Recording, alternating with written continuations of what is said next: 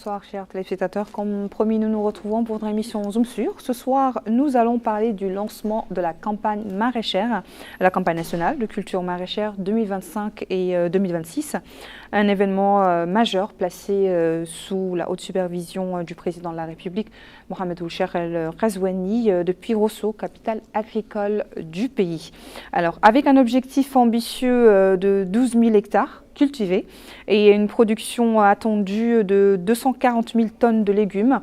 C'est une grande campagne, une grande initiative que nos invités vont se faire le plaisir de nous expliquer, de nous en parler ce soir. Nous avons avec nous Monsieur Abdallahi Baba Ziad, qui est le directeur de la planification des statistiques, de la coopération et du suivi et évaluation au sein du ministère de l'Agriculture et de la Souveraineté alimentaire.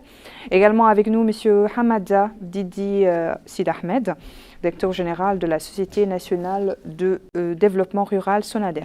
Bonsoir messieurs, merci d'être avec nous ce soir.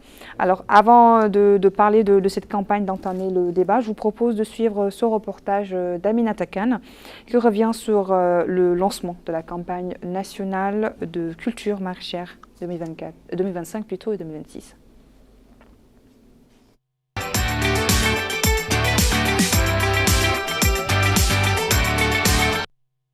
Le président de la République, Mohamed Ould El Ghazouani, a posé la première pierre du projet du canal de Sokam.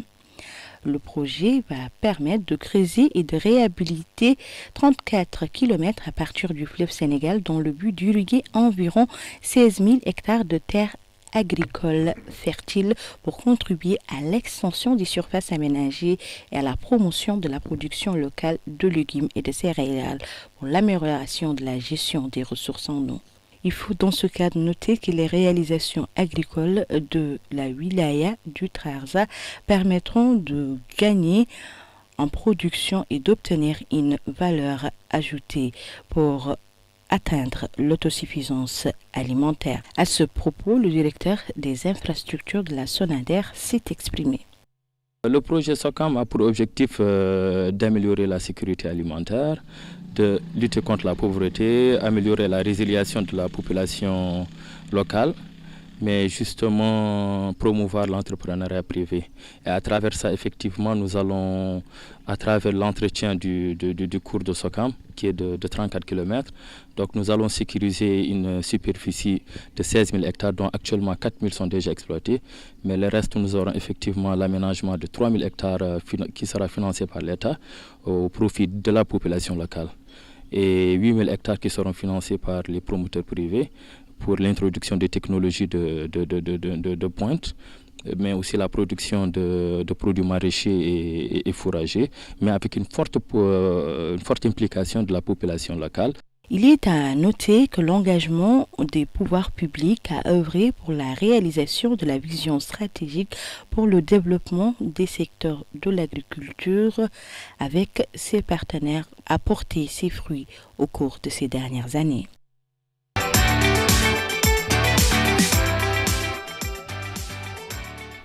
Merci Aminata Khan pour ce reportage. Alors, nous allons commencer par M. Abdallahi Baba Ziad. Est-ce que vous pouvez nous parler de l'importance vraiment du lancement de cette campagne, surtout à partir de Rosso?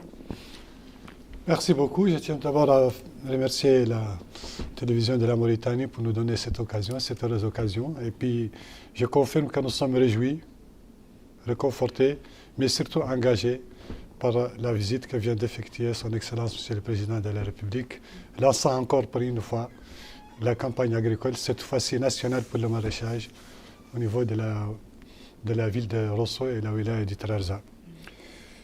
Cet engagement confirme encore sa vision stratégique qui fait de l'atteinte des objectifs en matière de sécurité alimentaire une priorité absolue. Ça s'est confirmé déjà plusieurs fois.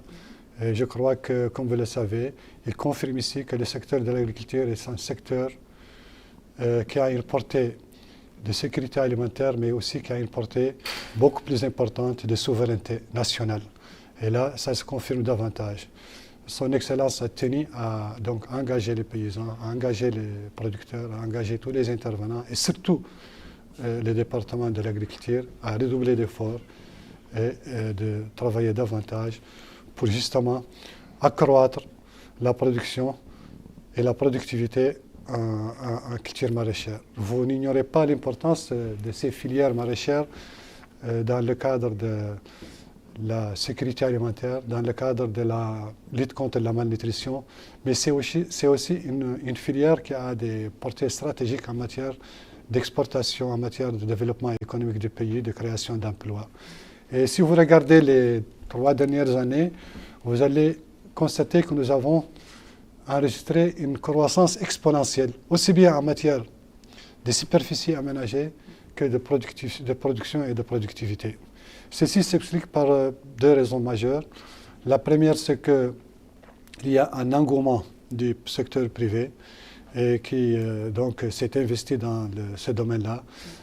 Ceci est consécutif à un ensemble de facteurs et d'efforts que l'État a fournis, tels que l'exonération pratiquement de tout ce qui est équipement et intrants agricoles, la taxation des produits importés en période de production en Mauritanie, et aussi sur les activités structurantes de désenclavement, d'électrification, d'éclairage des axes hydrauliques et d'offerte de l'eau.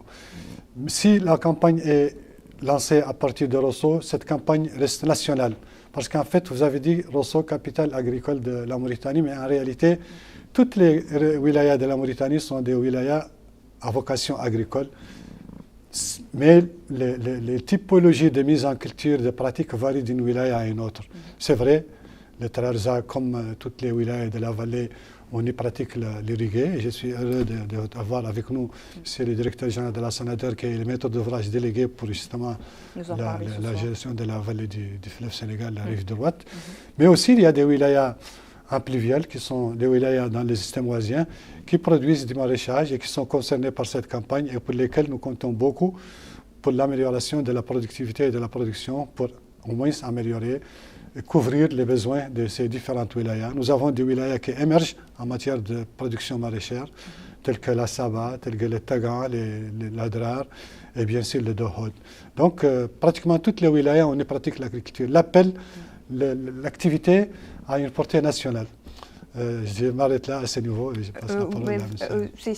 Est-ce que cela explique quand même les 12 000 hectares cultivés et aussi une production attendue de 240 000 tonnes, si je ne m'abuse? Naturellement. Si on regarde, je vous dis que si on regarde un peu l'historique des statistiques agricoles, nous avons évolué d'un taux de couverture de 10% en 2018-2017 à 24% en 2020, à 44%, 48% en 2023, et avec l'émergence du secteur privé qui a enregistré une productivité beaucoup plus supérieure que les coopératives féminines où le rendement reste moyen. Si les superficies dominantes sont celles utilisées par des grands promoteurs privés qui utilisent des nouvelles techniques d'irrigation, qui pratiquent une fertilisation localisée, c'est tout à fait normal que aussi bien la superficie que la production augmente.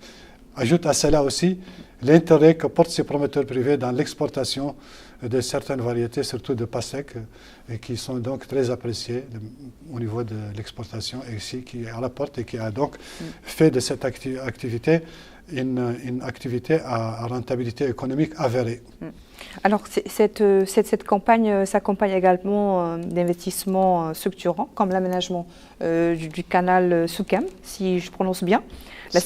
Sokam, d'accord. La mécanisation accélérée, la construction d'infrastructures de conservation et de stockage. Nous avons la chance également d'avoir avec nous le directeur général de la SONADER qui pourra nous en parler. Parlez-nous, décrivez-nous vraiment les composantes techniques de l'aménagement de ce canal-là et son importance qu'elle a aujourd'hui.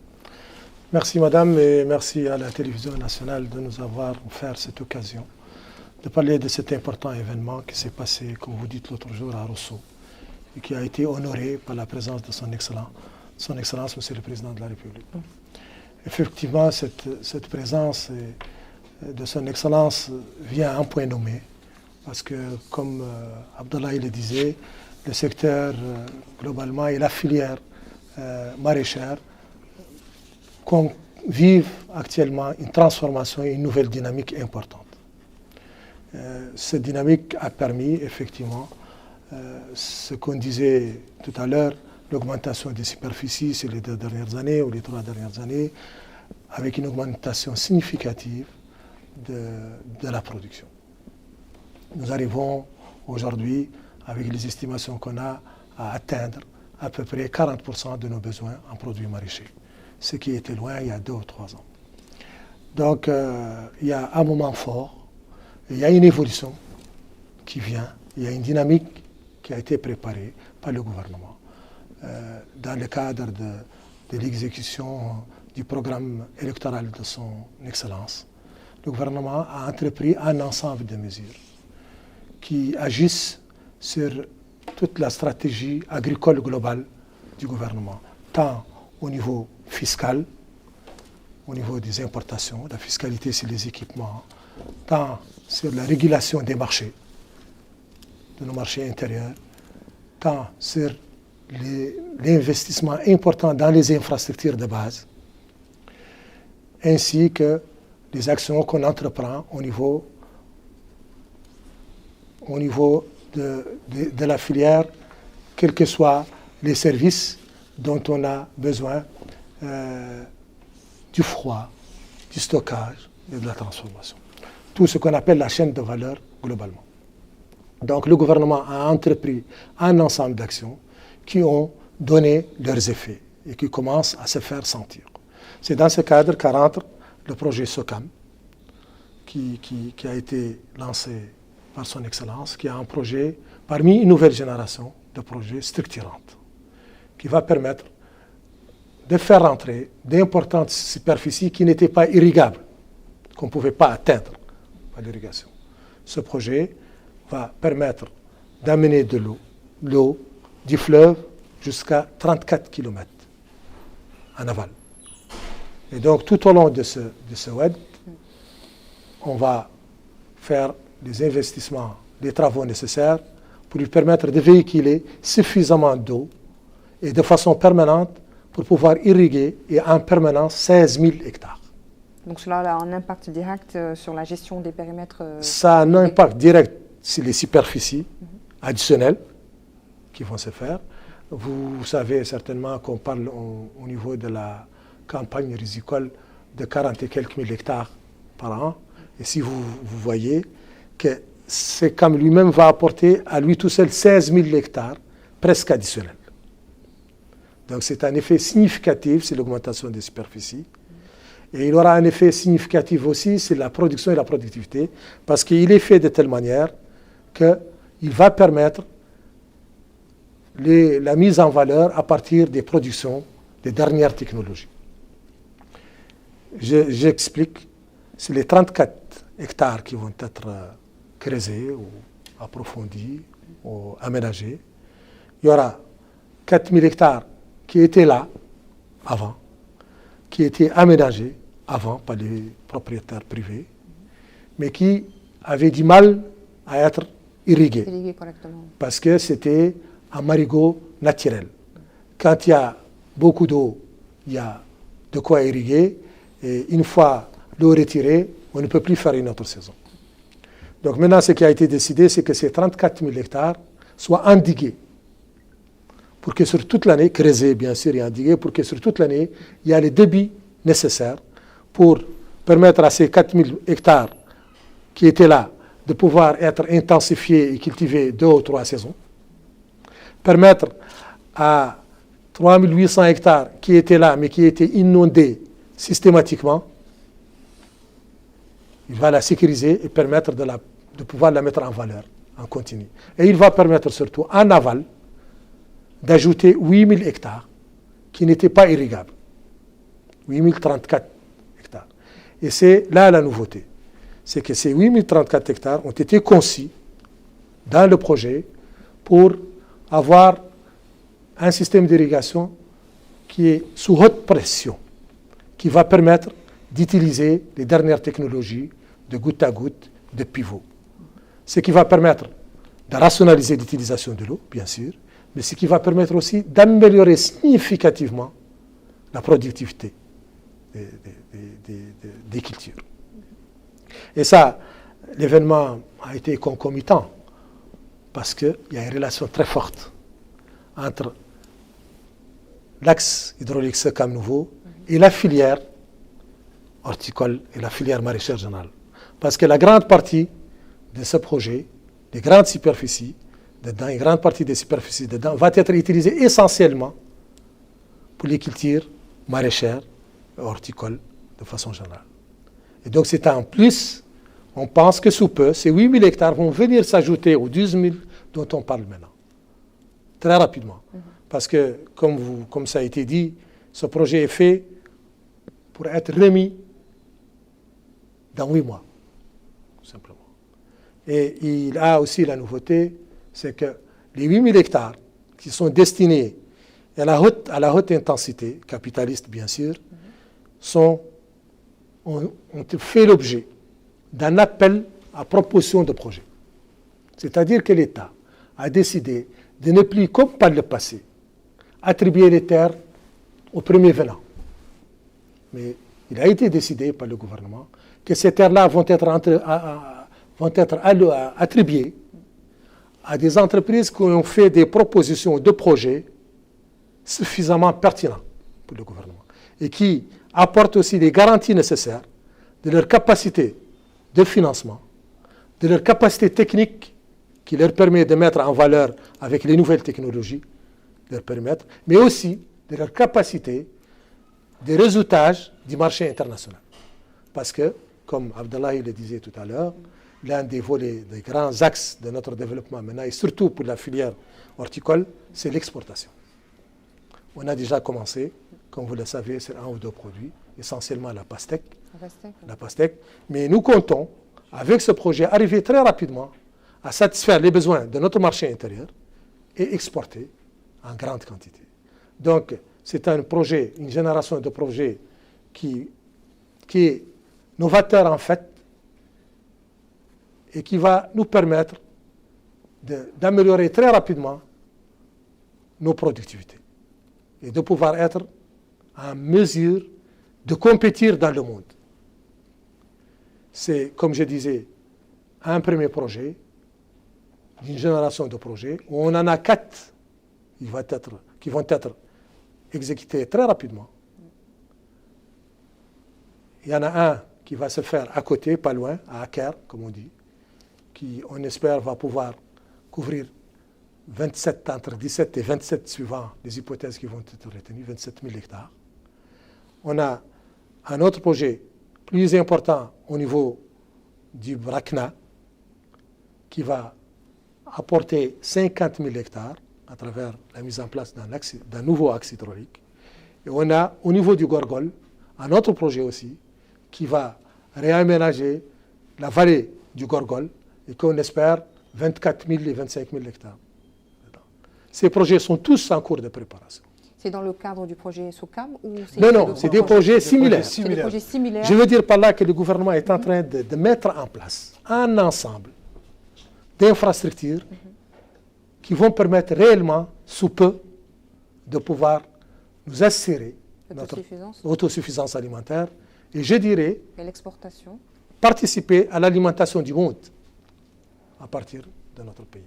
Nous avons un ensemble de facteurs qui font que, naturellement, nous avons des avantages comparatifs importants au niveau du marché international.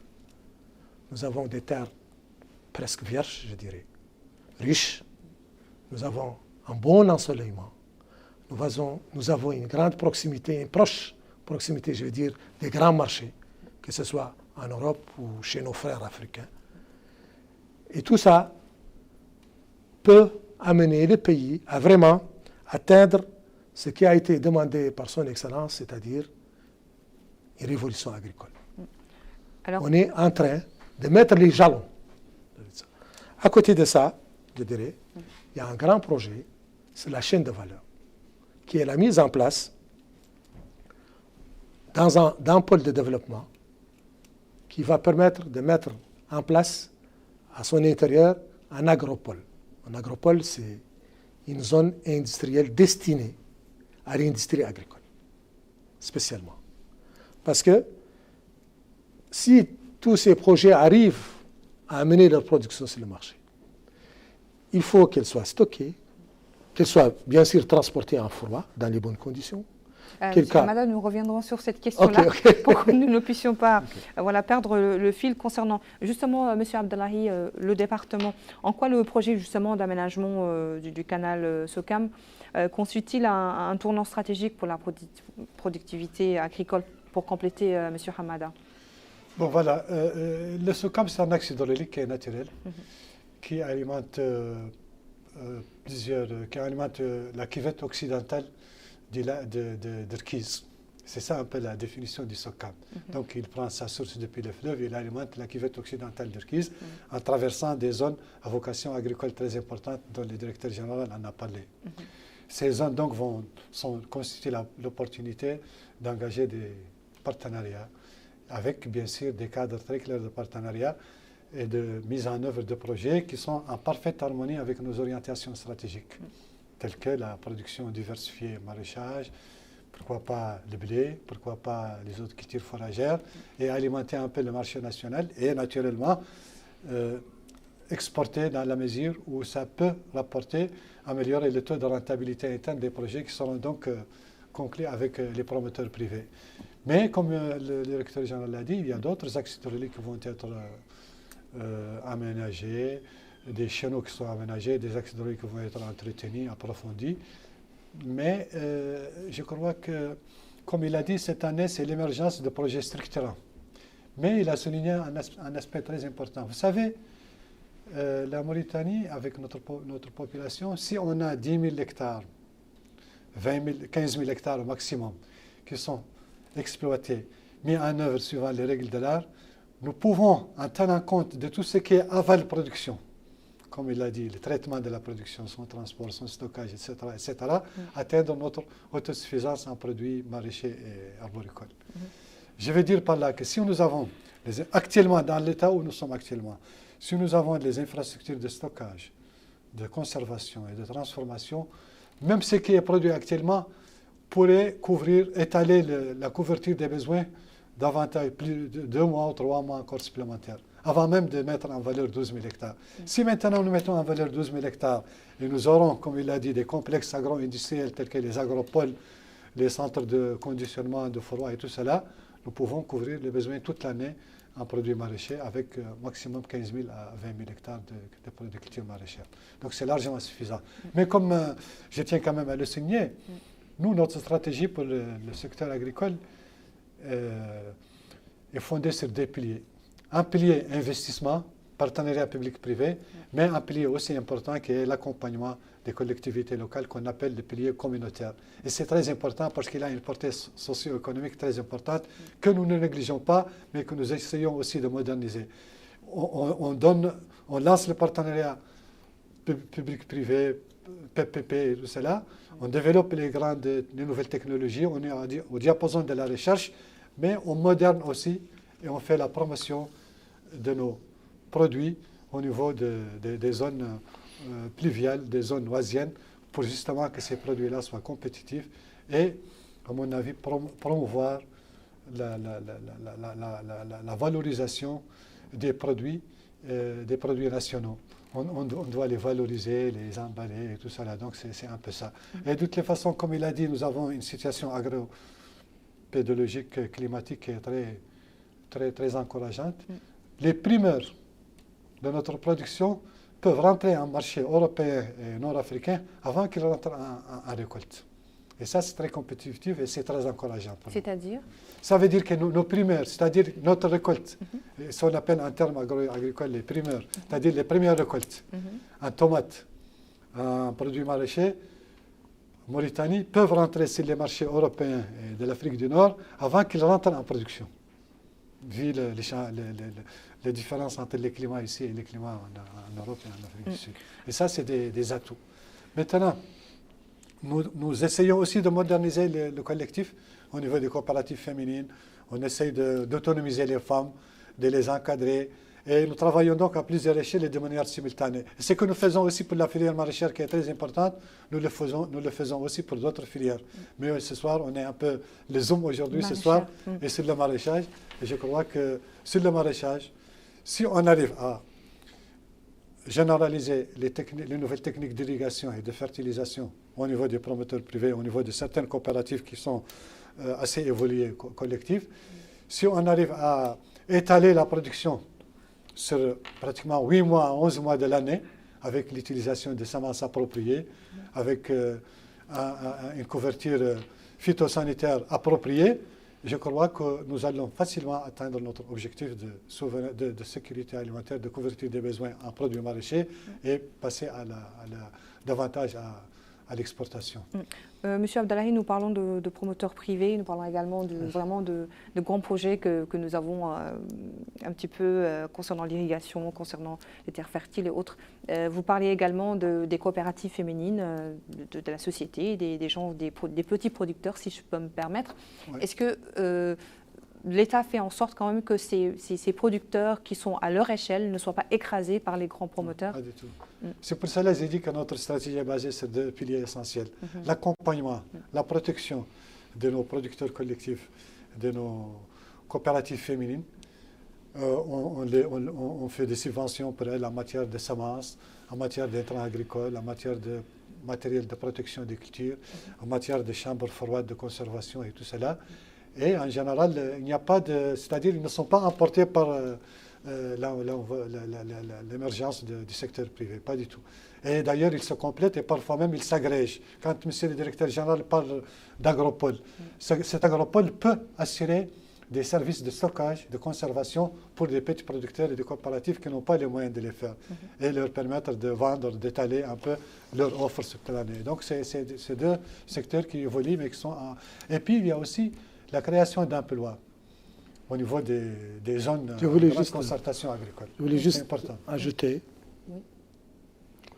concernant cette question, que plutôt nous cherchons une complémentarité entre les grands producteurs et les plus petits. Parce que nous pensons que les grands producteurs peuvent lever et encadrer les plus petits. Vous comprenez? Nous prenons un producteur qui fait de la tomate, un grand producteur qui fait par exemple de la tomate. Celui-là, une fois qu'il rentre dans la chaîne de valeur, où il commence à commercialiser son produit, il va être intéressé parce qu'il ne peut pas produire tout son besoin. Il va commencer à s'intéresser par accompagner des producteurs à côté plus petits, de les encadrer, de les fournir à nouvelles technologies, en semences améliorées, pour avoir une qualité de produit suffisante pour qu'ils puissent la commercialiser lui après. C'est comme ça que ça se fait dans le monde. C'est une prise de conscience. On compte essentiellement sur les grands producteurs pour jouer ce jeu. Et c'est l'industrie qui va essayer aussi de réseauter tout ça pour amener, pour lever les contraintes qu'il y a sur les petits producteurs, par les grandes chaînes de production et par les partenariats que nous...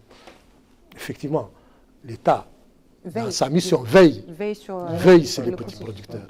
Et il les accompagne suffisamment pour se dire qu'ils vont jouer leur rôle et ils vont profiter du développement de toute la situation. Donc il n'y a aucun souci là-dessus. Ils sont au cœur de notre intervention. D'accord. Vous parlez tout à l'heure des innovations. Monsieur Hamada a également en parlé.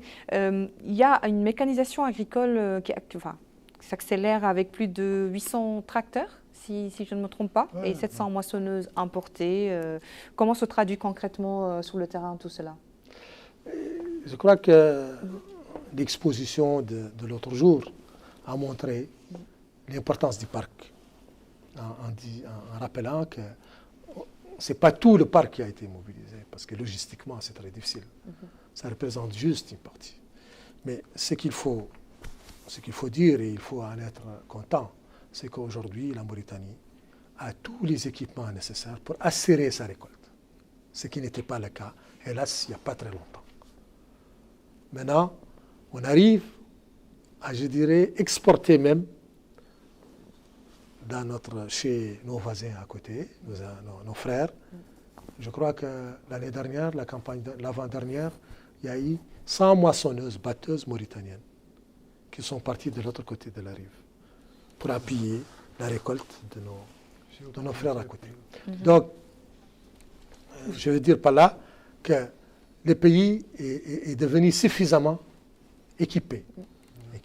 Vous souhaitez compléter, M. Oui, Abdelrahim? je complète seulement pour vous dire que ce qui a été visible, le nombre de tracteurs que vous avez annoncé de moissonneuse, ce n'est pas seulement la mécanisation couvre beaucoup d'autres aspects très importants. Il y a des équipements qui sont fixés au niveau des exploitations qu'on ne peut pas, et qui sont importants et qui sont déterminants dans la célérité de l'opération de mise en valeur, tels que le matériel goutte à goutte, le matériel de pompage, les stations mères qui assurent la fertilisation et la ferti-irrigation, comme on dit, et l'apport des engrais directement. Il y a certains qui utilisent des drones pour lutter contre les ravageurs et les ennemis de culture. Il y a pas mal d'équipements encore de machinisme agricole et il y a aussi des unités industrielles de transformation. Pour le riz, par exemple, à titre d'information, on transformait une campagne N dans une N1, N2, N3, N4. Maintenant, tout ce qu'on récolte en année N, on le transforme en année N. C'est-à-dire qu'il y a eu une multiplication de l'industrie de transformation risicole. Il y a aussi l'émergence des chambres froides et il y a des projets très ambitieux dans ce cadre-là. Si le directeur général vous a parlé de projets structurants qui vont émerger cette année en matière d'aménagement agricole, mais il y a aussi des projets émergents en matière de conservation, de transformation. L'agropole de Tigid que la SONADER est en train de mettre en œuvre. Il y a un agropole qui sera installé à Rosso. Il y a des unités industrielles qui vont être à Bogué. Et il y a aussi l'extension les équipements de conservation des dates au niveau des systèmes oisiens. Et il y aura aussi un accompagnement institutionnel très important qui va voir le jour.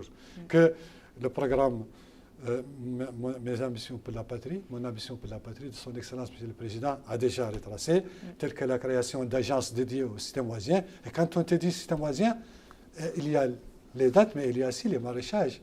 N'oubliez pas que les régions, les wilayas on produit les dates, on produit aussi beaucoup de maraîchage. Et ils approvisionnent le marché de Nouakchott, ils les approvisionnent même. Et ils ont aussi peut-être d'autres opportunités d'exporter la production vers d'autres pays au niveau des systèmes voisins. Il y a la Saba, il y a le Dohod, où on produit énormément de produits maraîchers, sur lesquels nous avons introduit la mécanisation, des projets types de chambres froides, de chambres de conservation. Et je crois que c'est une envergure nationale qui prend, à mon avis, en considération les deux modes promoteurs privés, collectivité locale, coopération, périmètre collectif, périmètre individuel et tout ça. Donc ça va de manière vraiment en parfaite cohérence, en parfaite synergie et ça se complète. Et il y a une liaison un peu organique entre les deux sous-secteurs. Ça se complète. Vous parlez aussi d'innovation, mais parlons aussi des innovations introduites justement dans la sélection des semences, la gestion de culture et autres. La sélection de la sélection des semences, par exemple. Bien sûr, bien sûr. Et nous aussi avons la un gestion centre national de des recherche cultures. agronomique qui fait pas mal de recherches pour la sélection, pour la sélection des semences résilientes au changement climatique, aux extrêmes changements climatiques, c'est-à-dire le froid ou la chaleur. Et aussi, on est un peu au diapason en matière d'analyse pédologique des sols pour voir un peu leur tendance. Est-ce que quel dosage, quelle fertilisation il faut faire en fonction de la fertilité des sols. Donc, c'est des examens, c'est des activités qu'on a amorcées et qui vont beaucoup. Ce que j'appelle moi personnellement donc la recherche et développement, c'est des programmes d'accompagnement de tout cet élan d'aménagement, de production qui est nécessaire pour l'accompagner, pour répondre à ces questions, à ces besoins. Donc je crois que même s'il y a beaucoup de travail en matière de recherche à faire pour la semence, nous avons quand même amorcé ce programme très ambitieux. Notamment pour les intrants agricoles et également réduire... il est aussi prévu dans le programme de son Excellence, mon ambition pour la patrie, la mise en place d'un laboratoire d'analyse et de certificats des intrants agricoles, surtout des intrants que nous continuons malheureusement à importer en tout venant, c'est-à-dire avec bien sûr, même si donc on va même réglementer un peu les systèmes de pompage en fonction de la hauteur géométrique du fleuve, c'est-à-dire que vraiment pour rationaliser tout, et pour vraiment essayer d'éliminer au maximum le coût d'exploitation et d'améliorer la rentabilité de l'exploitation agricole et donc le coût d'exploitation à l'hectare. Et M. Hamada, nous parlions également de l'innovation technologique dans le cadre du projet. Vous avez parlé des pompes solaires, systèmes d'irrigation, goutte à goutte, stations de pompage, une manière que vraiment le dispositif d'irrigation soit vraiment modernisé.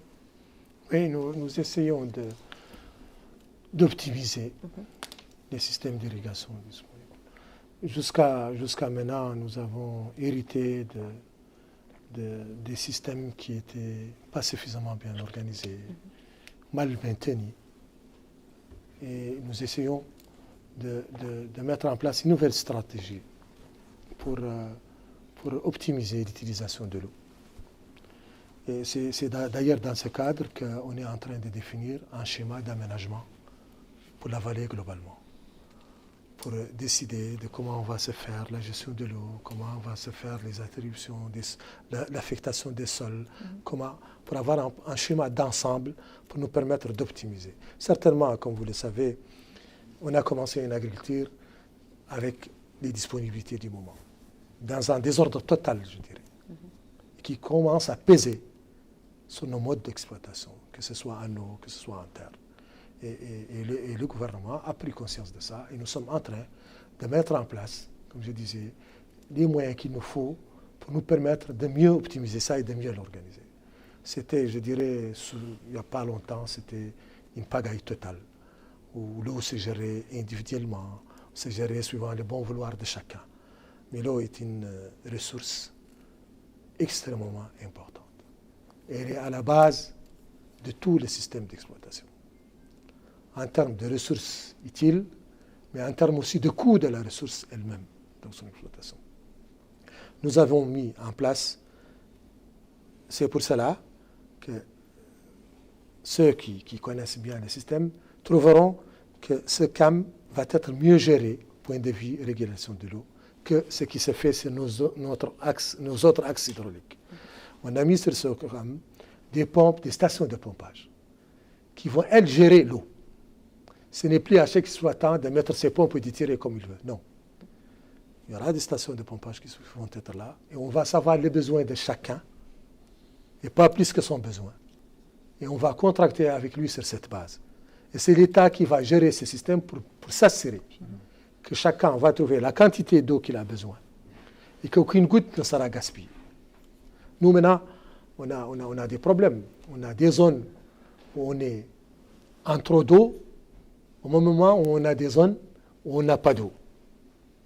Parce qu'on n'arrive pas à faire l'optimisation nécessaire. Nous espérons pouvoir, avec une nouvelle technologie, mieux gérer. Nous sommes en train de mettre sur les axes hydrauliques des applications qui nous permettent de mieux maîtriser les débits et de savoir qu'est-ce que chaque exploitant prend. Mais aujourd'hui, justement, ces aménagements hydrauliques, vous en parliez tous les deux, qui sont souvent confrontés à des défis d'entretien. Bien sûr. Comment aujourd'hui, quelles sont les solutions durables qui sont vraiment prévues à cet effet-là? Justement, ça rentre dans le cadre de l'optimisation de l'eau. Bien sûr, c'est une question pertinente. Parce que c'est l'une de nos plus grandes contraintes que nous traversons. L'État, maintenant, dépense énormément d'argent dans le maintien de ces axes hydrauliques, qui sont les porteurs d'eau. Sans que ces axes soient fluides, on ne peut plus être sûr de pouvoir irriguer ces exploitations en amont ou en aval. Donc, on est en train de mettre en place une stratégie qui a commencé déjà à faire des associations d'exploitants, d'usagers, par axe hydraulique, par les producteurs eux-mêmes, pour qu'on s'assure que chacun sache quels sont ses besoins et comment il va les exploiter par rapport aux besoins des autres. Parce qu'on est sur un axe hydraulique, il transporte l'eau pour tout le monde. Et il ne peut transporter que ce que son débit lui permet. Si chacun en prend comme il veut, d'autres auront des problèmes. Donc on est en train de mettre des associations pour s'assurer de la gestion de l'axe et pour aussi partager les charges de la maintenance et définir sa cadence avec les producteurs eux-mêmes. On a fait déjà une association pour Aftot Sahli, qui est l'un de nos plus grands axes. On a fait une deuxième sur lequel, le Garak Sokam. Non, pas sur le Sokam, c'est sur c'est l'un des autres axes. Je ne me rappelle plus c'est lesquels. Le Gouer. Non, non, pas le Gouer, comment il s'appelle déjà?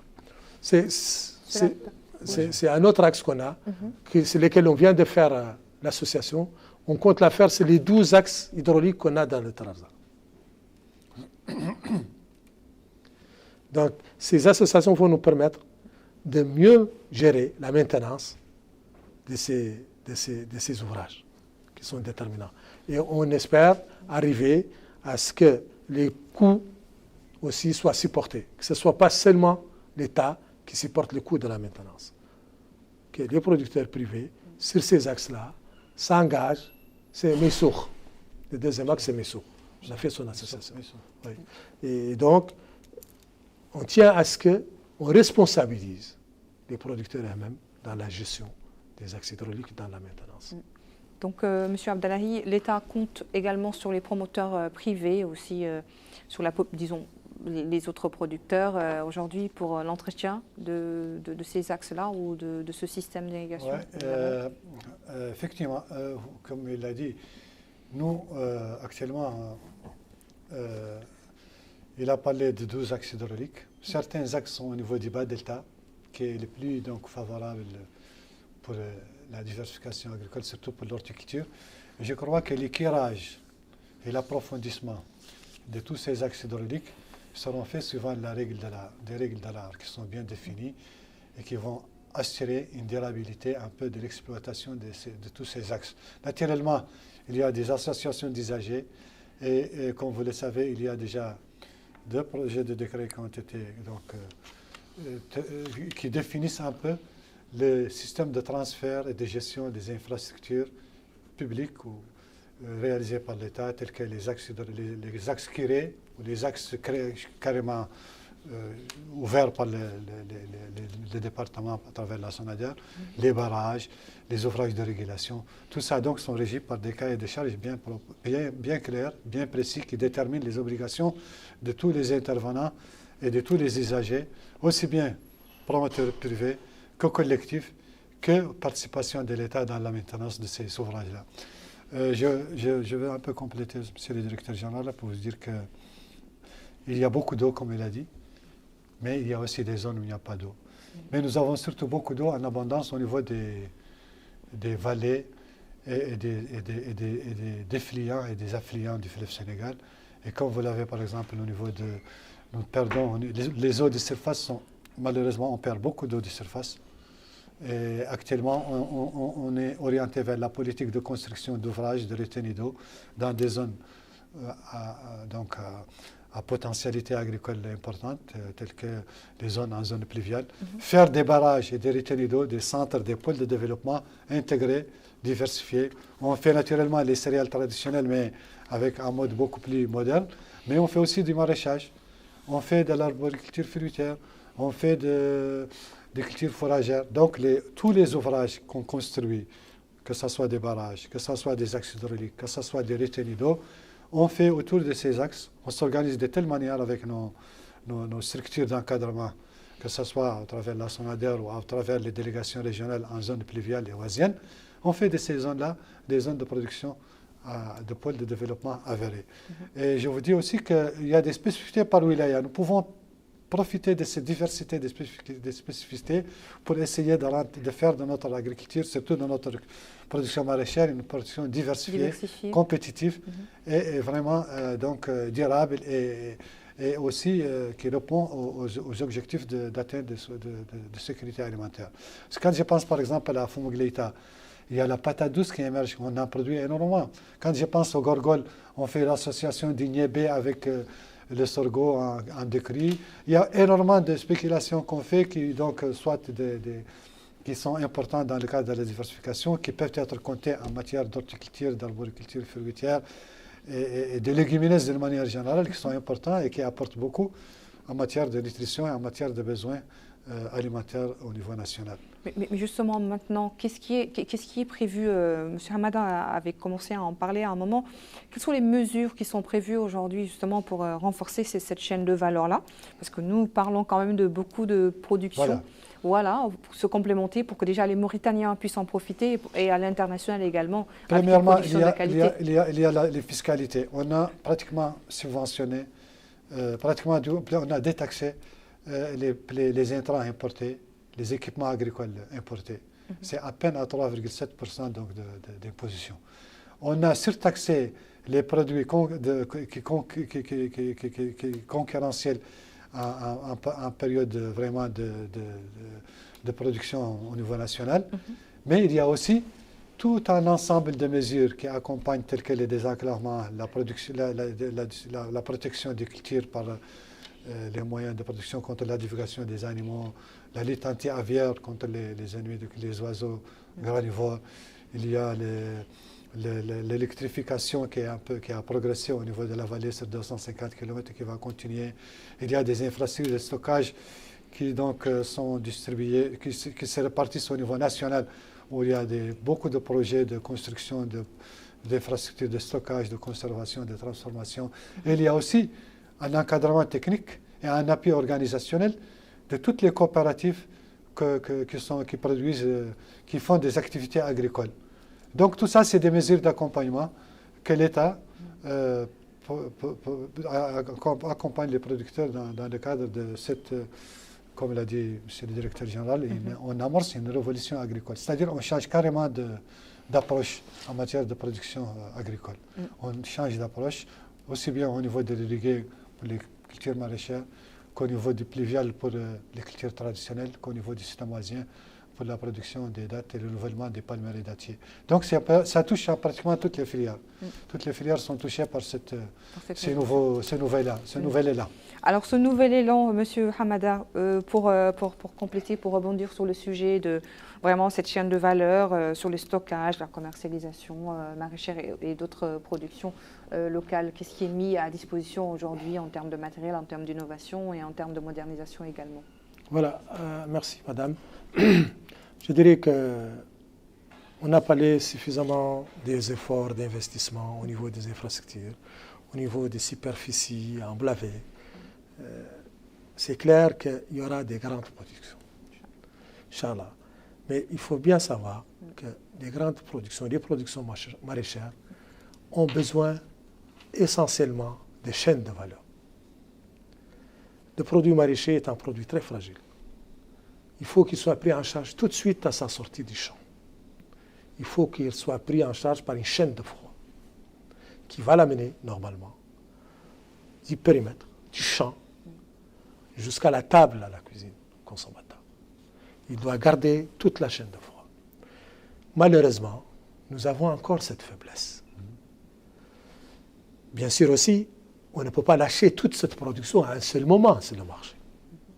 Donc, en plus qu'elle doit être dans une chaîne de froid, elle doit être stockée. Bien sûr aussi qu'on ne peut pas consommer toute cette production. Donc, il va falloir la transformer pour pouvoir l'amener plus loin, pour pouvoir la garder pour plus de temps.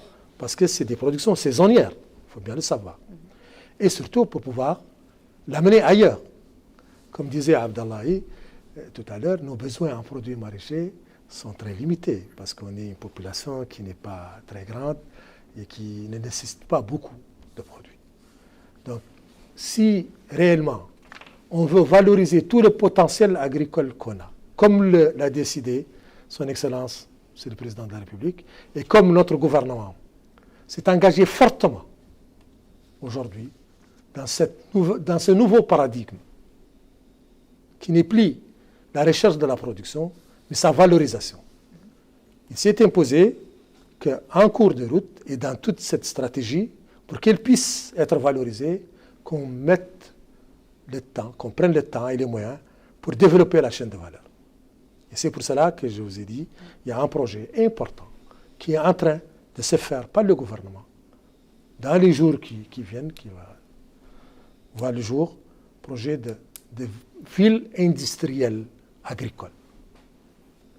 Nous sommes en train de faire ce qu'on appelle un agropole, c'est-à-dire une zone spécifique où toutes les productions agricoles émergeront, se prépareront et partiront, suivant la nature du produit devenu, dans les marchés.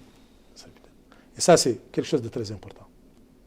Et c'est la clé pour le développement réellement de la filière. Parce que si on n'arrive pas à faire ça rapidement, on va buter sur le peu de production qu'on a déjà, parce qu'il ne trouvera pas de marché. Et vous savez, ces produits-là, ils sont récoltés aujourd'hui. S'ils ne sont pas consommés ou vendus, ils sont pourris.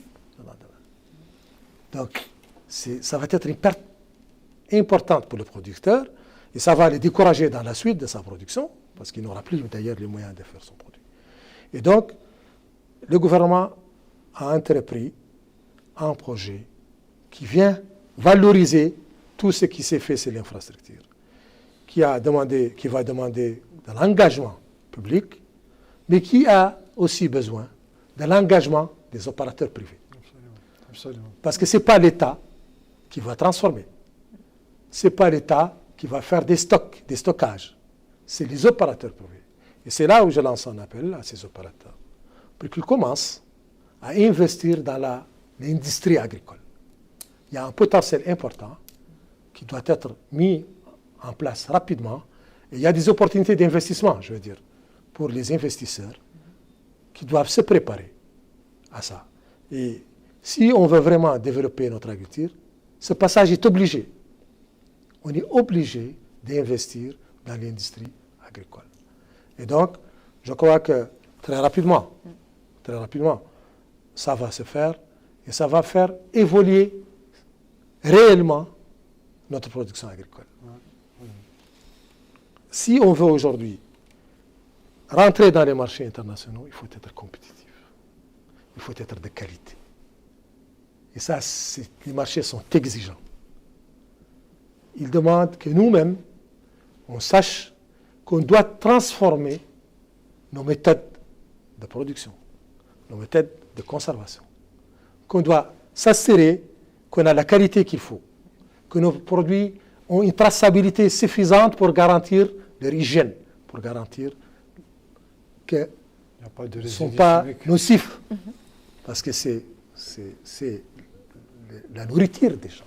Et c'est une nourriture très spéciale, qui n'est pas comme le riz, qui n'est pas comme le blé. Non, c'est des produits périssables. Et donc il faut qu'on s'assure qu'ils sont de bonne qualité. Il faut qu'on s'assure qu'ils respectent les normes. Mais qu'est-ce qui est fait aujourd'hui au niveau national, au niveau de votre département et des autres départements d'ailleurs, pour s'assurer vraiment que nous cultivons de la qualité et que nous faisons en sorte que la chaîne de valeur soit respectée jusqu'à que notre marché puisse se développer, que nous puissions prétendre demain vraiment à être compétitifs sur le marché international?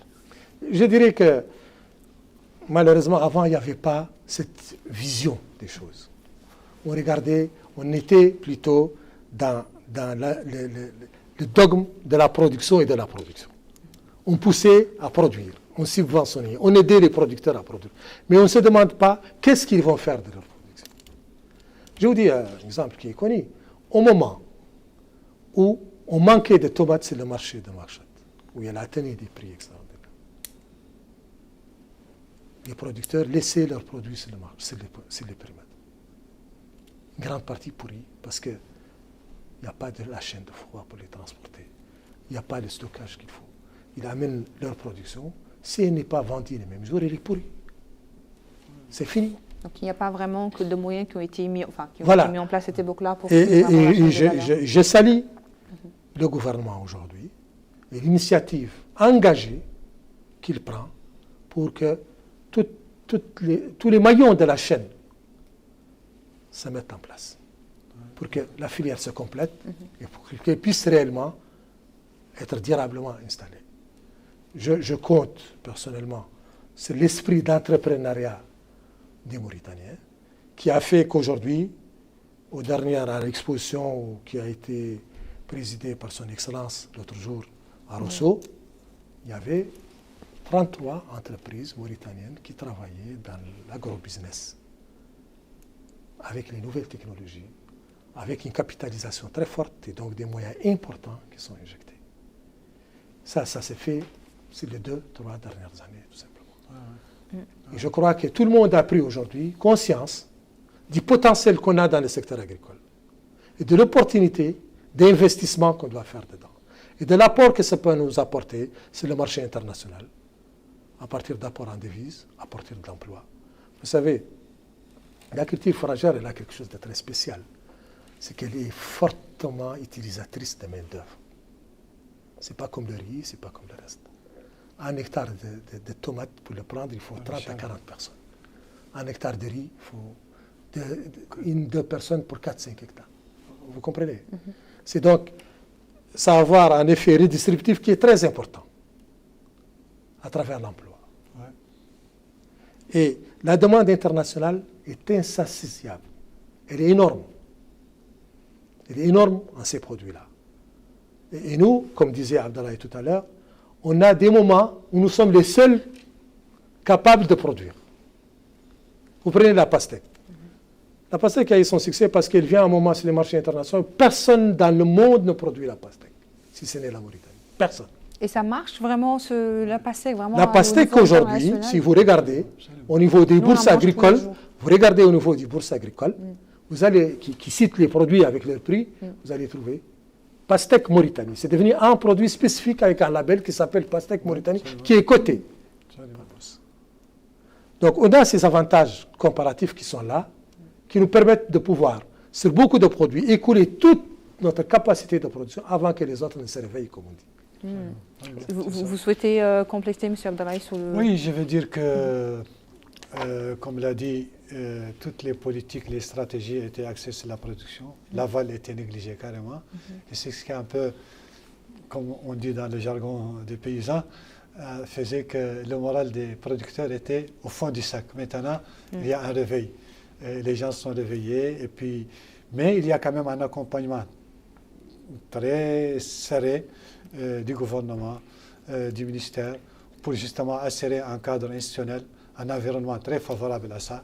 Et de ça, je souligne que nous nous attelons à la mise en place, l'étude est très avancée pour la mise en place d'un système de financement agricole, d'assurance et de fonds de garantie et de bonification qui va accompagner cet élan-là. Parce que comme il vous a dit, l'évolution de la productivité et de la production agricole pour la filière maraîchère est très rapide.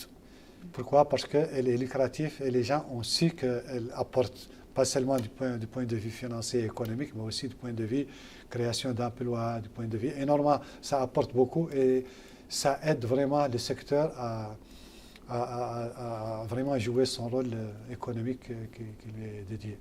Je crois que maintenant, la seule chose sur laquelle il faut, à mon avis, être très vigilant, c'est la recherche, c'est l'accompagnement, c'est les changements d'approche de production. On ne doit pas attendre la maturité biologique pour récolter sa tomate à Rosso parce qu'elle va pourrir avant de devenir un lac-shot. Il y a ce qu'on appelle la maturité commerciale et la maturité biologique. Il y a tout un système qu'il faut changer, des itinéraires techniques, des destinations. Il faut étudier tout ça et en fonction de ça, produire en fonction d'un calendrier culturel bien déterminé pour essayer de pouvoir écouler au fur et à mesure sa production. Comme il l'a dit, et je le souligne encore, il arrive un moment où on jette des tomates, on surconsomme de la tomate, comme on surconsomme du lait. Pourquoi? Parce qu'on n'a pas d'infrastructure de stockage, de conservation. Et ça perturbe même les aspects nutritionnels.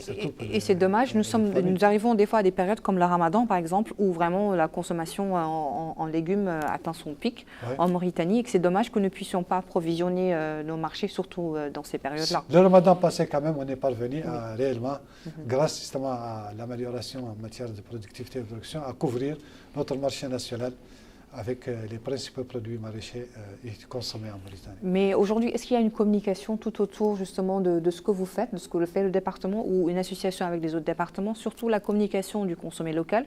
Je vois que les Mauritaniens consomment de plus en plus le riz mauritanien, les gens le préfèrent déjà, ils disent que c'est plus sain.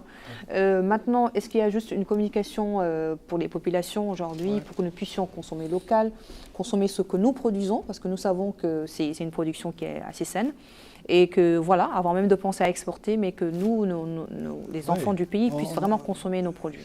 C'est ça, c'est ce que je t'ai dit, il faut changer d'approche, il faut changer de culture. Il faut faire arriver nos produits nationaux mauritaniens dans le marché mauritanien, dans un état qui leur permette de rester 2 ou 3 ou 4 jours ou une semaine. Les gens te disent maintenant, les tomates mauritaniennes périssent la deuxième journée. Pourquoi? Parce qu'on n'a pas récolté le temps qu'il faut. Donc il y a ça. Mais il y a une qualité quand même du produit mauritanien, et ça je te l'ai dit franchement, c'est que le produit mauritanien est pratiquement bio. C'est-à-dire qu'il n'y a pas beaucoup de produits chimiques. Parfois même, il n'y a pas de produits chimiques. Il y a un promoteur privé national mauritanien qui produisait de la tomate et qui en produisait en Côte d'Ivoire, dans d'autres pays. Il me disait qu'ici, il ne traite pas sa banane. Et sa banane est bio. Alors qu'il faisait 7 fois de traitement, 6 fois de traitement dans les autres pays. Et donc, notre produit est bio. Et ça, c'est un atout majeur pour qu'il soit apprécié. Comme vous le dites, nous avons pris conscience, essayé de faire prendre conscience, comme vous dites, à nos concitoyens, de donner des privilèges à la consommation du produit local, du produit mauritanien. Et d'ailleurs, nous avons entrepris une communication, une stratégie de communication, on a fait des spots là-dessus qui ont passé à la télé. Mais l'essentiel de la communication, c'est la preuve de qualité du produit. Et je crois que les 2 Ramadans, et surtout les derniers, a permis, par les expositions qui ont été faites sur la ville de Nouakchott, où on a ouvert 7 centres sur la ville, qui s'approvisionnaient tous les jours, où les consommateurs ont commencé à venir, et tout le monde était très content de la qualité du produit, même qu'on ne savait pas de si bonne qualité. Et d'ailleurs, qu'on faisait porter volontairement, parce qu'il y a des importateurs, il y a des gens qui amènent des produits de l'extérieur et qui ont stratégiquement besoin de dire que le produit mauritanien n'est pas de bonne qualité. Mais les consommateurs ont vu la qualité de nos produits parce que, comme disait Abdallah, c'est des produits frais.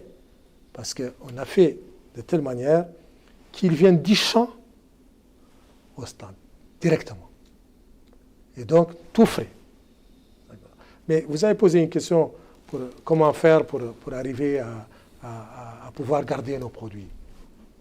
On a joué la dernière fois, depuis 2 ans maintenant, on a décidé de jouer avec nos opérateurs privés. On a créé des GIE d'opérateurs privés avec lesquels, au niveau de la SONADER, on a signé des conventions pour nous permettre d'organiser la production. Et ça, c'était déterminant. Les gens produisaient n'importe comment dans le sens de dire où chacun produisait suivant ses objectifs et au moment qu'il veut. Et ils ne se rendent pas compte qu'en le faisant, ils s'attirent le marché d'un coup sans se rendre compte. Et donc on a fait à travers ces GIE, à travers ces conventions qu'on a fait avec eux, des planifications de production où on sait qui va produire quoi et quand ça va venir au marché.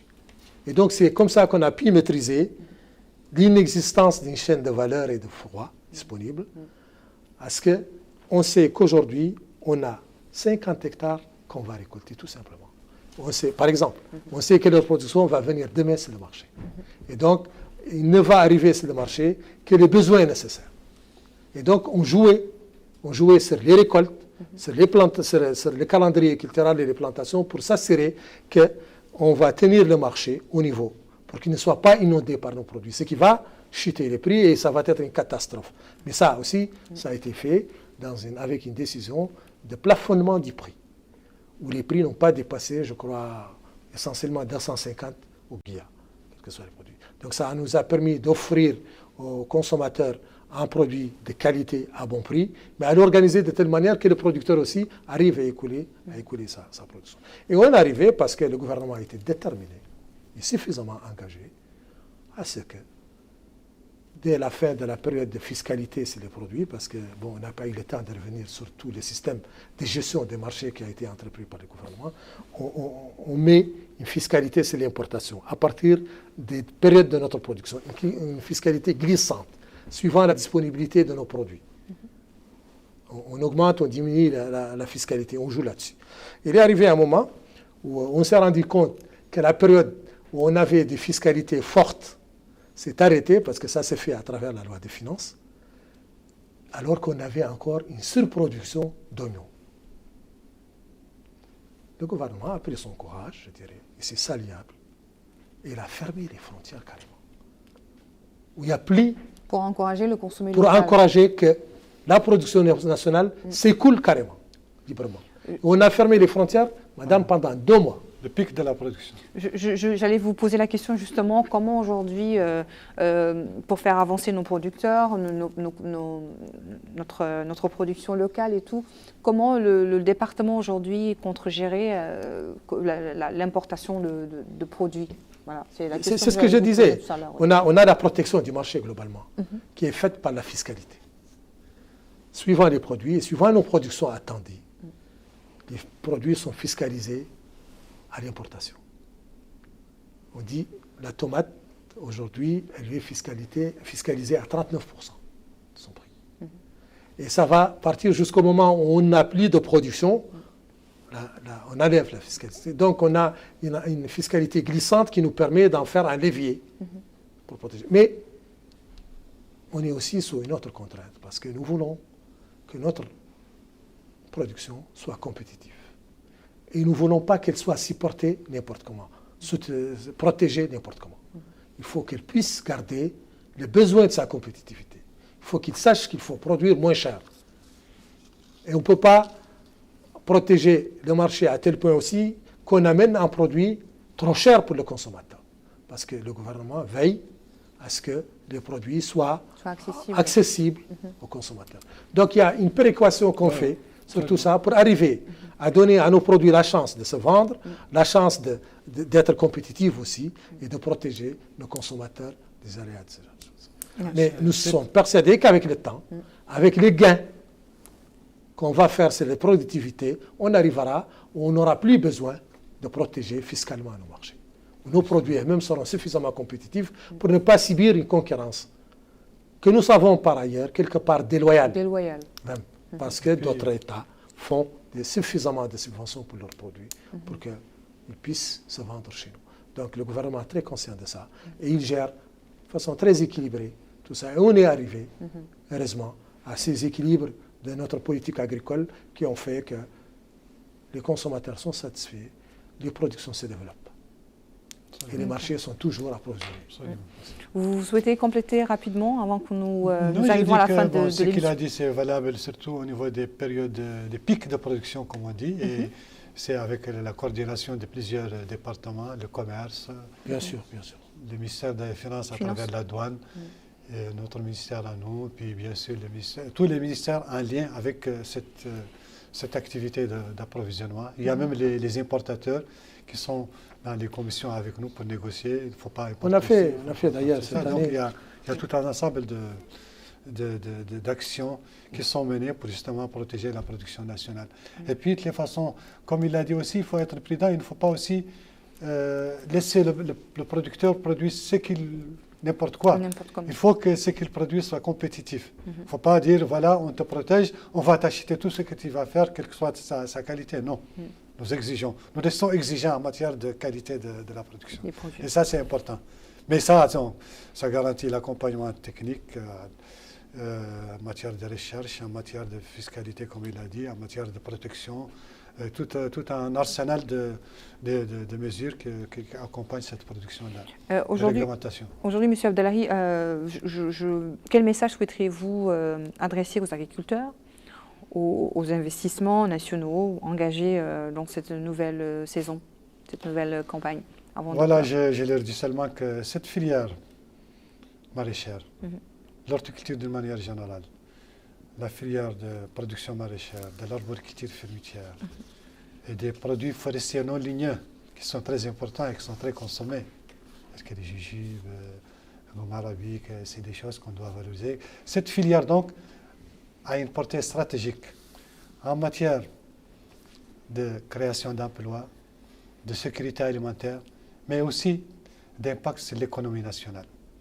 Et je crois qu'on doit concourir tous les efforts pour qu'elle aboutisse et qu'elle arrive aux objectifs tracés par son Excellence, Monsieur le Président de la République, Mohamed Cheikh Ghazouani.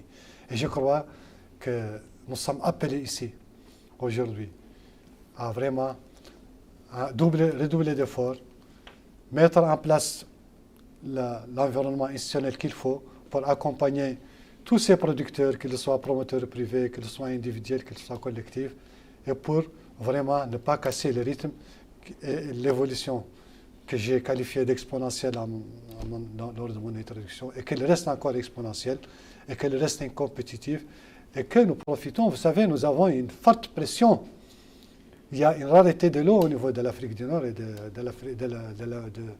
l'Afrique du Nord et de l'Europe du Sud. Et les producteurs veulent venir en Mauritanie pour profiter, mais la priorité est aux Mauritaniens. Nous devons faciliter l'accès de ces ressources-là aux Mauritaniens. Nous devons l'accompagner pour mieux produire, pour contribuer, concourir à la sécurité alimentaire et améliorer les aspects socio-économiques du pays par l'exportation. Nous devons tirer profit de ces facilités et de cette situation exceptionnelle dont dispose la Mauritanie en matière d'opportunités d'investissement dans cette filière-là. Je vous remercie. Merci à vous. Alors, M. Hamada, organiser, structurer, mettre en place ce qu'il faut vraiment pour que l'agriculture se déroule dans de bonnes conditions, que la chaîne de valeur puisse être respectée. Quel est votre message aujourd'hui que vous auriez dans ce sens-là? Moi, je dirais simplement que l'État a une stratégie très claire aujourd'hui dans le secteur agricole. Que l'objectif que s'est fixé son Excellence, Monsieur le Président de la République, de souveraineté alimentaire, est un objectif capital pour le pays. Que nous avons le potentiel pour pouvoir le faire. Que l'État, comme j'ai dit, a beaucoup investi et continue à investir volontairement dans les infrastructures. Le travail a été fait au niveau de l'électricité, au niveau des axes hydrauliques, ce qu'on était en train d'exposer, ce qui est en train de venir, au niveau des dispositifs des chaînes de valeur, au niveau de la régularisation des marchés, de la fiscalité. Il y a une politique déterminée qui est très forte là. Il y a un environnement qui a été préparé physiquement pour qu'il puisse absorber des investissements importants. Et ce que je veux, l'appel que je ferai aujourd'hui, c'est que je dirais à nos investisseurs particulièrement qu'il y a aujourd'hui un secteur porteur qui est bien organisé et qui a suffisamment d'infrastructures et dont l'État prête, pour lesquels l'État prête une attention particulière, qui doivent s'investir aujourd'hui dans ce secteur qui offre encore des grandes opportunités d'investissement et de rentabilité, et particulièrement au niveau de la chaîne de valeur. On a besoin d'énormément d'investissements à ce niveau et des investissements rentables qui peuvent apporter gros aux investisseurs. Donc, je dirais qu'à ceux qui investissaient dans des secteurs moins rentables ou qui investissaient à l'étranger, qu'aujourd'hui en Mauritanie, compte tenu de l'environnement global dans lequel le pays est et de l'effort d'investissement public qui est fait dans le secteur agricole, qu'il y a aujourd'hui d'importantes opportunités. Le climat est approprié pour l'investissement. Que ce soit pour les investisseurs mauritaniens, que ce soit pour les investisseurs étrangers. Que le pays est suffisamment sécurisé, alhamdoulilah, que c'est un pays, je dirais, qui est sécurisé. Aujourd'hui, tout le monde sait que la Mauritanie est l'une des rares poches où encore les gouvernements sont stables, où la sécurité règne. Et donc, c'est un pays qui est aujourd'hui en mesure de pouvoir sécuriser des investissements et des investisseurs qui viennent. Merci beaucoup. Je vous remercie, M. Hamada Didi Sid Ahmed, directeur général de la Société nationale de développement rural Sonader. Merci également à vous, M. Abdallahi Baba Ziyad, qui est directeur de la planification, des statistiques, de la coopération et du suivi et évaluation au sein du ministère de l'Agriculture et de la Souveraineté alimentaire. C'était un plaisir de partager ce plateau avec vous. Et je vous souhaite bonne continuation. Merci. Merci également à nos téléspectateurs. Merci à notre équipe technique, la régie, les caméramans. Nous n'allons jamais les remercier suffisamment. Merci à notre rédactrice Rabia Adeda. Et je vous souhaite une excellente soirée en compagnie des programmes d'El Mauritania. Bonsoir.